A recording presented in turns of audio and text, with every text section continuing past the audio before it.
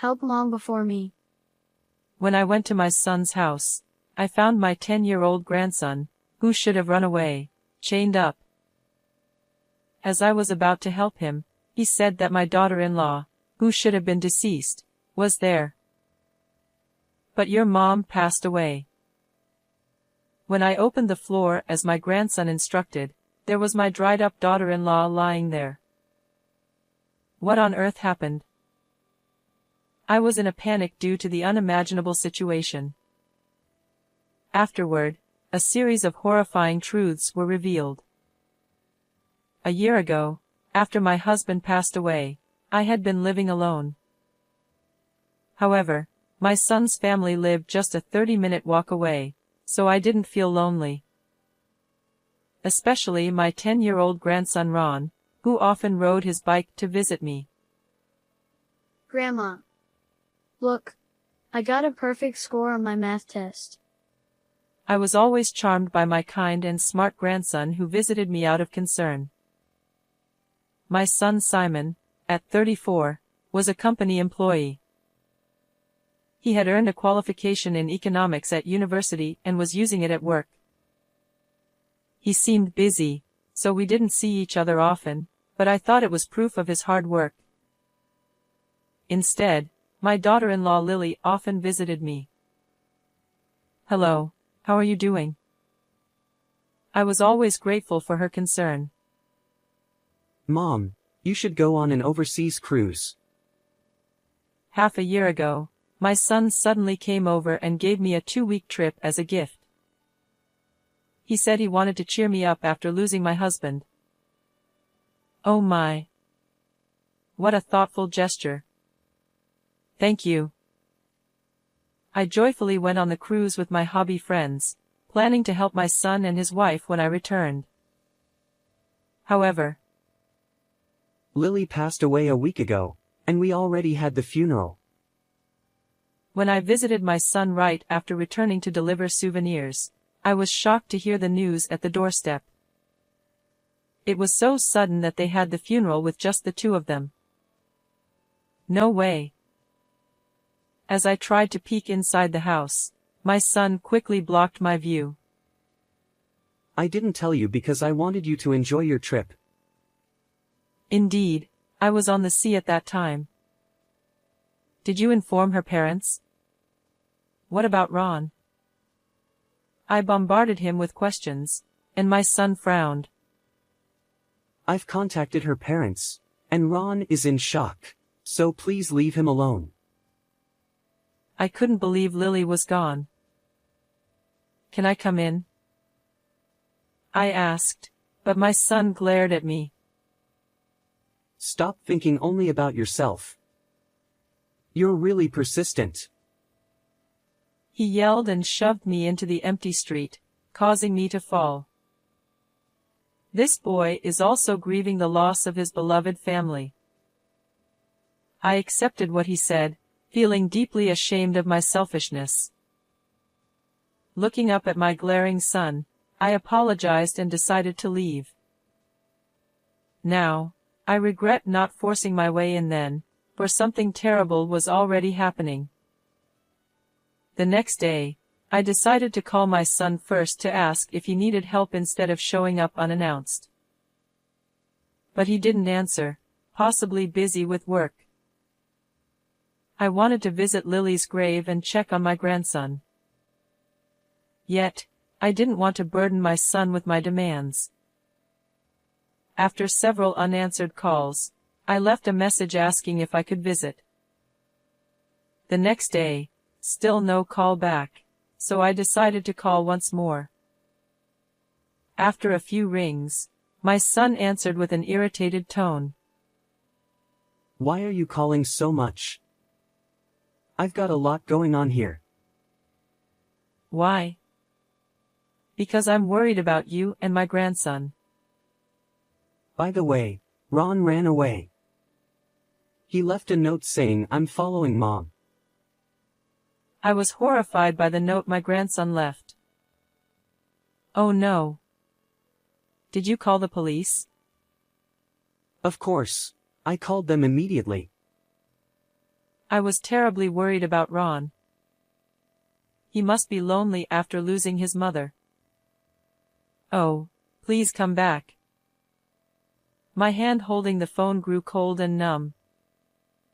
I'll look for him too. He'll come back eventually, so you don't need to do anything.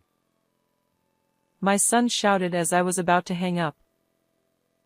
Maybe he was trying to keep me from worrying, but I couldn't ignore a missing 10-year-old. But what did the police say? Huh? Oh, the police? They're doing interviews and searches. My son's vague response made me suspicious. Anyway, don't worry, he'll be back soon. Then he angrily hung up. Is he really looking for Ron? A small doubt began to grow in my heart. That night, I couldn't sleep at all, constantly worrying about my grandson. As the sky began to lighten, I made a decision. Better to walk around searching for Ron than doing nothing. More searchers would be better. I headed to the police station as soon as the inquiry desk opened at 8:30. My grandson ran away, and you're searching for him, right? Any leads? The officer listened and checked the status. To my shock, they said no search request had been filed.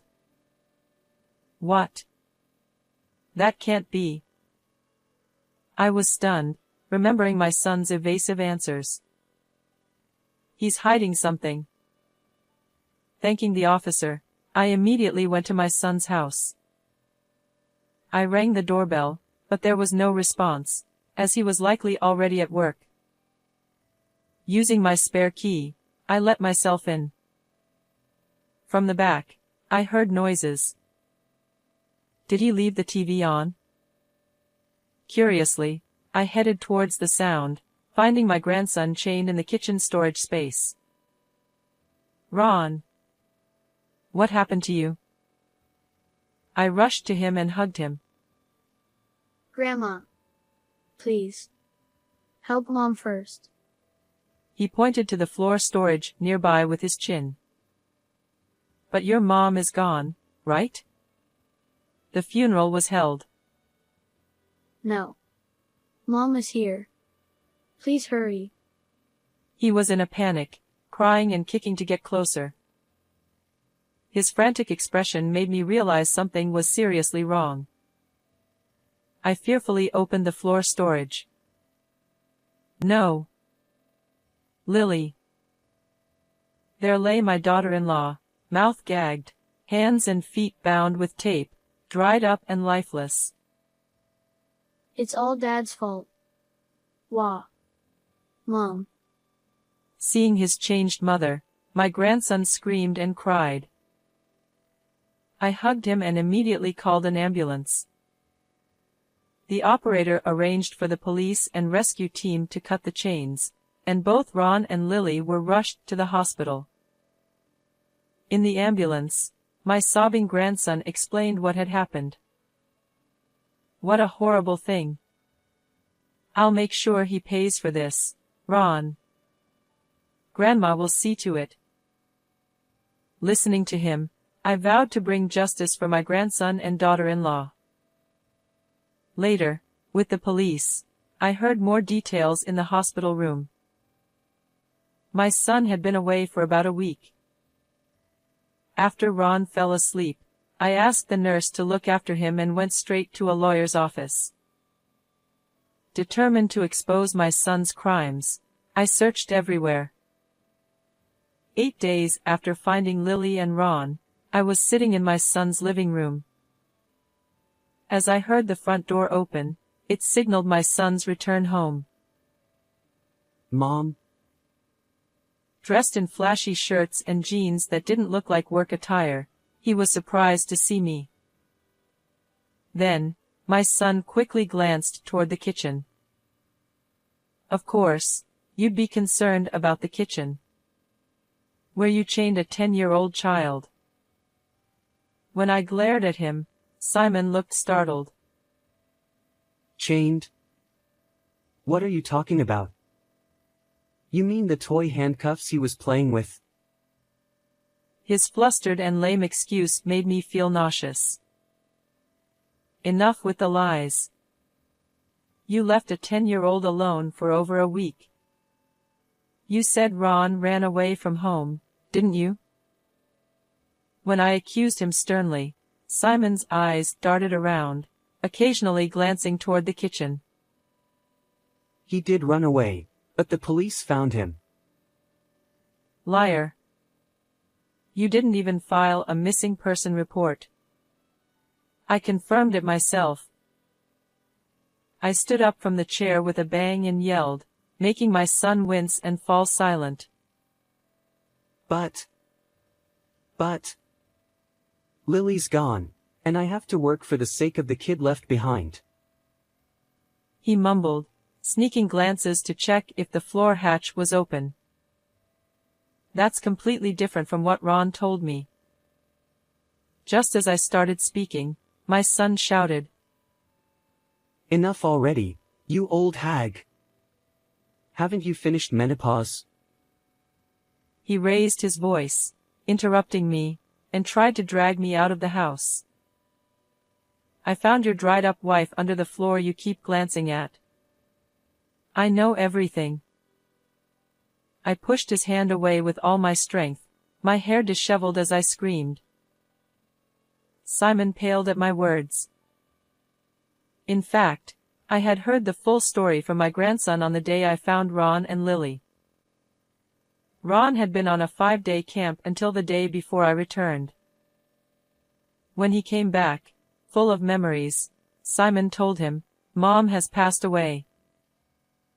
No matter what Ron asked, Simon didn't answer and blocked the kitchen with a partition, preventing access. My grandson cried, I want to see Mom. I want to see Grandma, but Simon only yelled, Shut up. When I visited Simon's house right after returning, Ron heard the doorbell and was thrilled. Grandma's here. He tried to run to the door, but Simon gagged him and held him down. You told him, you weren't here when your mom died, so the police suspect you. If you don't want to get caught, stay hidden. I don't remember that. Ron must have been terrified. Shocked by his father's words, my grandson hid in his room, holding his breath. Unaware of this, I believed Simon and went home after being shoved into the street. That night, Ron heard rustling sounds from the kitchen. Curious, he sneaked in through a gap in the partition and found his bound and gagged mother in the floor storage. He shouted, Mom, in shock, which got Simon's attention. Simon chained Ron and shoved him into the storage space. Ron heard Simon muttering, I thought she'd be dead after 3 days. This revealed that Lily had been without food or water for 5 days, mummifying in the floor storage. That's just a made-up story by him. Simon claimed Ron was lying because he was in his rebellious phase. Then why was she mummified? Actually, Lily had a high fever and died suddenly. I loved her and couldn't let go, so I kept her at home. He lowered his head, wiping fake tears. I approached him quietly. Mom. My son reached out for comfort, but I grabbed a stack of papers from his nearby bag and hit him hard on the head. Don't be ridiculous. You neglected your child for over a week and went on an affair trip. That's your idea of love? The stack of papers was evidence of my son's infidelity. His computer was full of emails and photos with his mistress, and gifts and luxurious dinners were all documented in the photos. Where did you get those? Frantically trying to hide the papers, he looked pathetic. I found this account book in your closet. I slammed a bank book on the table, making Simon's face twitch. The bank book showed transfers totaling $200,000 over 3 months, Way too much for a salary. You said you were in accounting, but this is embezzlement. Ha! This is a bonus. It's too early for you to go senile. He spat back, but then, That's not true. a strong voice came from the next room. Simon looked in shock as a tall, middle-aged man stepped out. Ollie? Yes, he was Ollie, the head of accounting at Simon's company. After finding Lily and consulting with the police, I also discussed the suspicious transfers with the manager. The company was aware of the unusual transactions and was already investigating. Ollie had called to check on us, and I informed him about Simon's return. Instead of calling the police, I called Ollie, who offered to accompany me for safety. You've let me down. Standing with folded arms and glaring at Simon, he continued. Everyone makes mistakes, but a crime is inexcusable even once. What? Simon told me he was an exceptional employee. I asked, confused by the contradiction. No, he makes many mistakes and tries to blame female colleagues. I was stunned and looked at Simon, who avoided eye contact. Still, I believed he had potential. Embezzlement is unforgivable. Spending stolen money on your mistress. What a disgrace. Shrinking under our combined scolding, Simon suddenly raised his head and started speaking boldly. Embezzlement and infidelity were wrong, but I couldn't accept Lily's sudden death. I wanted her close, so I put her under the floor. Claiming she wasn't alive when confined, he began sobbing theatrically. Stop lying. Lily is alive. When I revealed that Lily survived, my son's eyes widened in horror. His fake tears were obvious. That day, thanks to the doctors, Lily was saved and, though bedridden, gave statements to the police matching Ron's. She discovered Simon's bankbook and was attacked when she tried to contact the company. Remembering her trembling during her statement made my anger flare up again. Our company values customer trust above all. We cannot tolerate this. You're fired. The manager's low, powerful voice made Simon tear up. What you did is unforgivable. You're cut off. You won't see your wife or child again. My declaration visibly shook Simon. What? Fired and cut off? How am I supposed to live? Help me, Mom. Go cry in the bathroom again. I pushed away my son, who was clinging to me, crying. Just then, I heard police sirens, signaling the arrival of officers called before Ollie's appearance. Am I really getting arrested? I just wanted to impress a younger woman. Simon cried out, but I handed him over to the police, shooing him away. After that, my son was arrested.